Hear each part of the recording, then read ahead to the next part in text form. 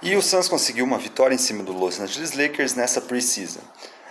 Vocês podem estar notando que eu tô com a camisa do Grêmio aqui. Eles vão perguntar: você não tá com vergonha de usar a camisa do Grêmio e tal? Não tô com vergonha. Só pra falar, até porque eu tô gravando aqui, mas eu tô com preguiça de colocar outra camisa porque tá frio.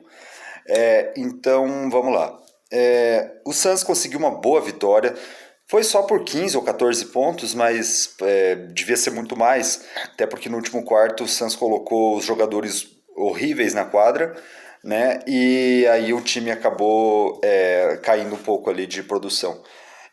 Mas vamos falar agora de um pouco da partida. Não tem muito o que falar porque a gente via, né, do jeito das atitudes dos jogadores que aquilo lá tinha pouca competitividade, né? A gente tava mais se testando, né? O Suns venceu por tanto, eu não vou contar se, eu vou contar por mais ou menos 20 ou 30 que terminaria mais ou menos a partida, porque no último quarto foi diferente a coisa.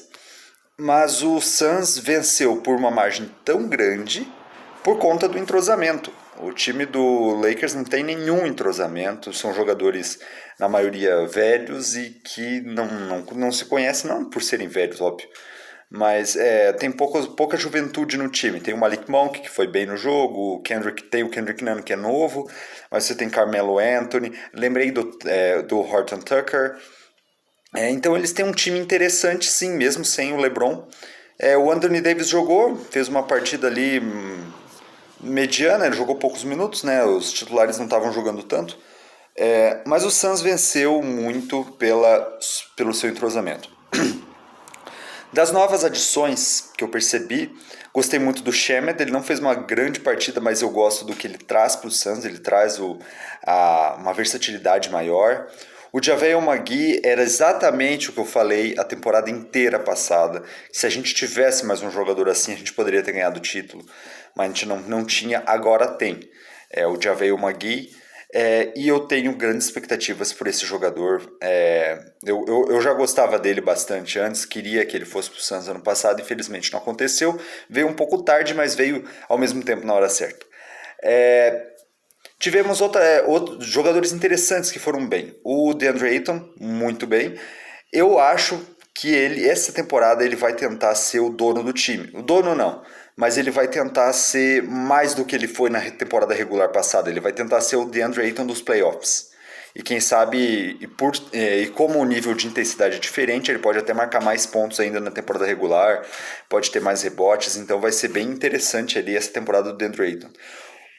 Agora, esses dois jogadores que são dois dos meus favoritos dessa geração e acho que o que definem esse time do Suns, que é o Cameron Johnson e o Mikal Bridges. São jogadores de ala, altamente muito modernos.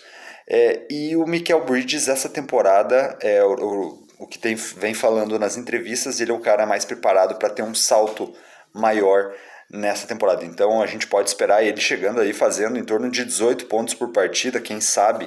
Seria muito boa marca aí para o Mikal Bridges, né, que é um jogador que tem como principal fonte a defesa. E o Cameron Johnson, que está com arremesso calibrado, e isso é importante. Ele não estava tão bem nas finais do ano passado, apesar de ter arremessado umas bolas importantes ali também no final dos playoffs.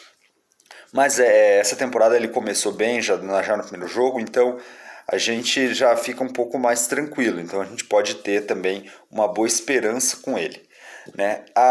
O Jalen Smith eu gostei também, 9 rebotes, ele teve um posicionamento um pouco diferente, sendo um jogador que fica um pouquinho mais perto do garrafão. Por conta disso, conseguiu ali os 9 rebotes. E vai ser interessante ver essa dinâmica do Jalen Smith, do DeAndre Ayton e do JaVale McGee. A gente vai ter muitas opções ali no nosso frontcourt. O nosso backcourt só teve o Cameron Payne e o Chris Paul juntos. Chris Paul não tem muito como avaliar o Chris Paul, né? Porque não precisa avaliar agora, pré-temporada ainda é como se fosse uma brincadeira. Se bem que o Chris Paul nunca leva nada na brincadeira, né? Ele jogou com poucos minutos, mas foi bem nesses minutos.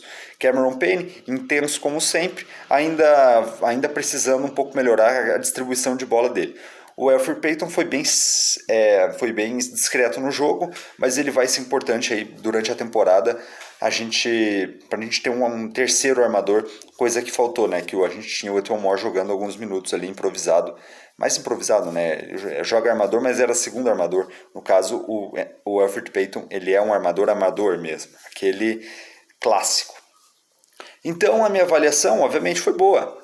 Lembrei, Frank Kaminsky, ótima partida, estava colocando bola de 3, defensivamente ele melhorou um pouquinho, mas é pré-temporada, a gente não consegue avaliar muito nessa questão de defesa, mas é um jogador que vai ser importante também. Eu não gostei muito da permanência dele, mas agora vendo a partida dele foi bem interessante. E eu quero deixar uma lembrete antes de encerrar o vídeo, do melhor lance da partida, na minha opinião.